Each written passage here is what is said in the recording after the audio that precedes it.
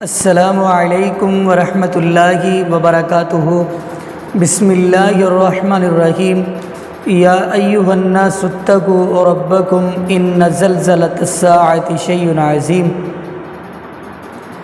ناظرین، جیسا کہ آپ کو اس بات کا علم ہوگا کہ اسلام آباد کے اندر سیلاب طوفان آنے سے حتیٰ کہ گاڑیاں تک پانی کے اندر چل بسیں اور پانی جو ہے گاڑییں اور کیا کچھ بہا کر لے گیا۔ تو ناظرین، یہ سیلاب، یہ طوفان، یہ زلزلے اور ایسا عذاب کیوں آتا ہے؟ آئیے اس پہ ہم بات کرتے ہیں۔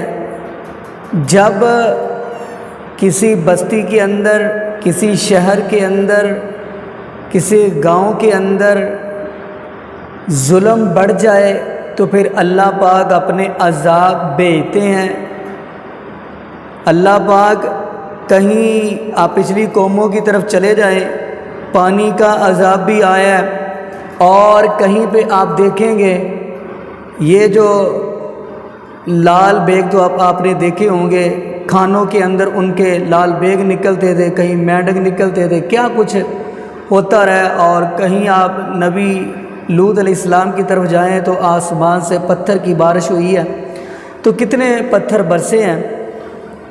اس بات کا قرآن شاہد ہے، قرآن گواہ ہے کہ پتھروں کی ان کی قوم پہ بارش ہوئی ہے۔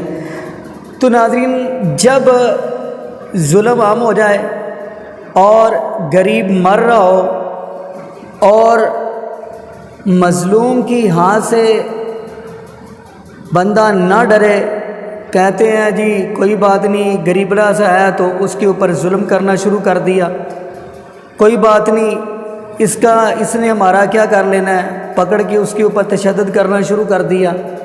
جیسا کہ آپ کو پتہ ہے کہ کیا کچھ نہیں ہو رہا۔ کہیں چلے، میں پیچھے آپ کو لے چلتا ہوں، کہیں سانحہ موٹر وے والا دیکھ لیں، اس سے بڑھ کر ظلم کیا ہو سکتا ہے۔ تو پھر ایسے عذاب آتے ہی ہوتے ہیں۔ تو میں کہتا ہوں آپ کو نبی نوح علیہ السلام کی طرف لے چلتا ہوں۔ جب نبی نوح علیہ السلام نے قوم کو اللہ کا پیغام سنایا تو قوم نے انکار کیا، حتیٰ کہ بیٹے نے بھی انکار کر دیا۔ تو اللہ پاک فرمانے لگے، اے میرے نوح علیہ السلام، آپ ایسا کریں، ایک کشتی تیار کر لیں۔ کشتی تیار کر لی گئی، اتنی بڑی کشتی تیار کی ہے تو اللہ پاک فرمانے لگے اس کے اندر جوڑا جوڑا سوار کر لیں۔ کیا معنی؟ بکریوں کا جوڑا، بندروں کا جوڑا۔ لیکن اللہ پاک نے قرآن کے اندر کہا اس بندے کو شامل نہیں کرنا جس نے میرے ساتھ شرک کیا۔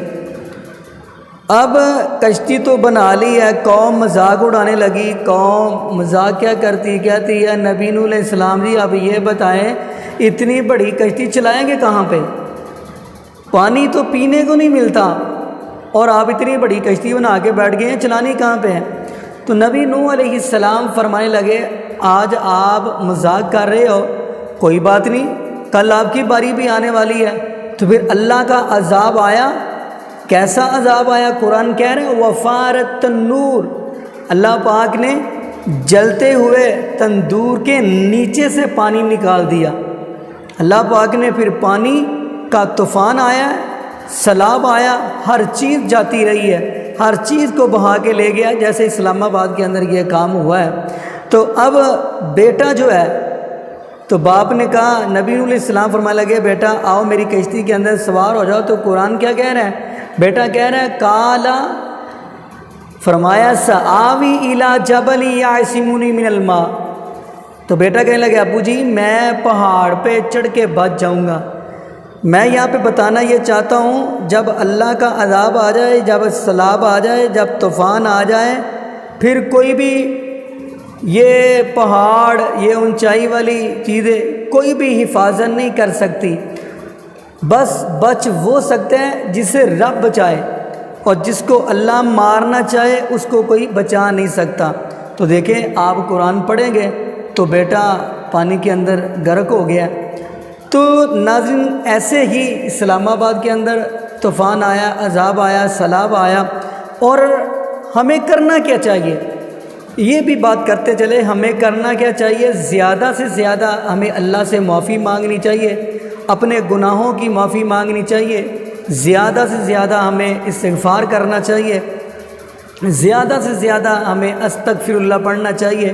تو جیسا کہ قرآن کہہ رہے فَقُلْتُ اسْتَغْفِرُوا رَبَّكُمْ إِنَّهُ كَانَ غَفَّارًا يُرْسِلِ السَّمَاءَ عَلَيْكُمْ مِدْرَارًا وَيُمْدِدْكُمْ بِأَمْوَالٍ وَبَنِينَ وَيَجْعَلْ لَكُمْ جَنَّاتٍ وَيَجْعَلْ لَكُمْ أَنْهَارًا۔ تو اللہ پاک قرآن پاک کے اندر کیا فرماتے ہیں؟ یہ سورہ نوح کی آیت ہے اور 29 نمبر سپارہ ہے، یعنی 29واں سپارہ ہے۔ تو اللہ پاک فرماتے ہیں جو بندہ فَقُلْتُ اسْتَغْفِرُوا، بس استغفار کرتے رہو، میں آپ کو معاف بھی کر دوں گا۔ فرمایا اللہ سے معافی مانگتے رہو، اللہ کے سامنے گڑ گڑاتے رہو، اللہ کے سامنے روتے رہو، اللہ کو آپ مناتے رہو۔ مسئلہ یہاں پہ یہ بھی نکلتا ہے ہمیں منانا نہیں آتا۔ یہاں پہ مجھے حجاج بن یوسف یاد آ گئے۔ وہ جیسے ہی حجاج بن یوسف باہر نکلے ہیں تو بیت اللہ کے ارد گرد آنکھوں سے نبینے بیٹھے ہوئے ہیں، تو حجاج بن یوسف کہنے لگے اوئے یہاں پہ بیٹھے کیا کر رہے ہو؟ وہ کہنے لگے ہم اپنے رب سے آنکھیں مانگ رہے ہیں۔ حجاج بن یوسف اتنا ظالم آدمی تھا، وہ کہنے لگا کہ کتنا عرصہ ہو گیا ہے آپ کو اللہ سے آنکھیں مانگتے؟ کہنے لگے کافی عرصہ گزر گیا ہے۔ تو حجاج کیا کہنے لگا اگر صبح تک آپ کی آنکھیں واپس نہ آئیں تو آپ کی گردنیں بھی تن سے جدا کر دی جائیں گی۔ اب وہ اللہ کے سامنے راتوں رات روئے ہیں، اللہ کے سامنے گڑ گڑائے ہیں، اللہ سے معافی مانگنے لگے ہیں، اللہ کے سامنے زاروں قطار روئے ہیں۔ تو اللہ پاک نے صبح آنکھیں واپس کر دیں۔ تو صبح پھر حجاج آیا، کہنے لگا کیسا ہے حالات آپ کے؟ کہنے لگے ہمیں تو آنکھیں مل گئی ہیں۔ کیسے ملی ہیں؟ ہم اللہ کے سامنے روئے ہیں، ہم اللہ کے سامنے گڑ گڑائے ہیں، اللہ کے سامنے ہمیں معافیاں مانگی ہیں۔ تو ہمارا بھی حق بنتا ہے اللہ کے سامنے معافیاں مانگیں، اللہ کے سامنے گڑ گڑائیں، اللہ کے سامنے روئیں۔ یہ کرونا پھر کیوں نہ آئے جب اللہ سے معافی نہیں مانگنی، جب زنا عام ہو جائے، برائی عام ہو جائے، سب کچھ عام ہو جائے، پھر کرونا بھی آئے گا، پھر ایسے عذاب بھی آئیں گے۔ تو قرآن کہہ رہا ہے جب بندہ استغفر اللہ پڑھتا ہے یرسل السماء علیکم مدرارا، اللہ پاک فرماتے ہیں پھر میں اپنی رحمت کی بارش برساتا ہوں۔ ایسی بارش پھر میں نہیں برساتا جس کے ساتھ نقصان پہنچے، ایسی بارش پھر میں نہیں برساتا جس کے ساتھ یہ عذاب کی شکل اختیار کر لے، نہیں، فرمایا پھر میں رحمت کی بارش برساتا ہوں جب بندہ اللہ سے معافی مانگتا ہے۔ آگے کیا کہا؟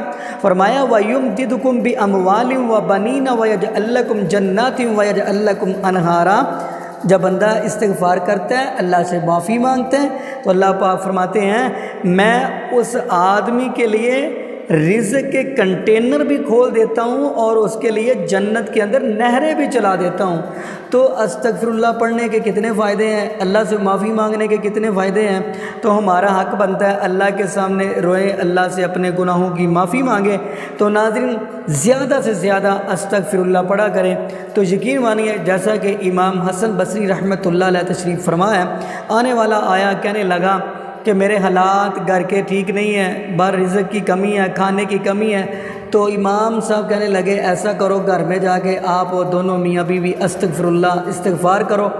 تو وہ بھی چلا گیا، ایک اور آیا کہنے لگا فصلیں تباہ ہو گئی ہیں، ویران ہو گیا ہر چیز، تو کیا کیا جائے؟ کہنے لگے جائیں جا کر استغفر اللہ پڑھے اور اپنے گاؤں والوں کو بھی کہیں استغفر اللہ پڑھے۔ ایک اور آیا کہنے لگا کہ اولاد نہیں ہے دعا کریں، تو اسے بھی کہا کہ استغفر اللہ پڑھے۔ تو ایک آدمی پاس بیٹھا ہوا کہنے لگا امام صاحب سے، امام صاحب اس کا بھی مسئلہ علیحدہ تھا، اس کا بھی علیحدہ تھا، اس کا بھی علیحدہ تھا، اور آپ نے ایک ہی پڑی دے دی ہے، ایک ہی نسخہ دے دیا سب کو۔ تو امام صاحب کیا فرمانے لگے؟ امام حسن بصری رحمۃ اللہ فرمانے لگے یہ نسخہ میں نے اپنی طرف سے نہیں دیا، یہ جو پڑی میں نے دی ہے یہ اپنی طرف سے نہیں دی، یہ اللہ کا قرآن دے رہا ہے فَقُلْتُ اسْتَغْفِرُوا رَبَّكُمْ إِنَّهُ كَانَ غَفَّارًا يُرْسِلِ السَّمَاءَ عَلَيْكُمْ مِدْرَارًا وَيُمْدِدُكُمْ بِأَمْوَالٍ وَبَنِينَ وَيَجْعَلْ لَكُمْ جَنَّاتٍ وَيَجْعَلْ لَكُمْ أَنْهَارًا۔ تو ناظرین دعا کریے گا اللہ پاک اپنے سامنے ہمیں رونے کی توفیق دے دے اور اللہ پاک زیادہ سے زیادہ استغفار کرنے کی توفیق دے دے۔ جزاکم اللہ خیرا، احسن الجزاء۔ السلام علیکم ورحمۃ اللہ وبرکاتہ۔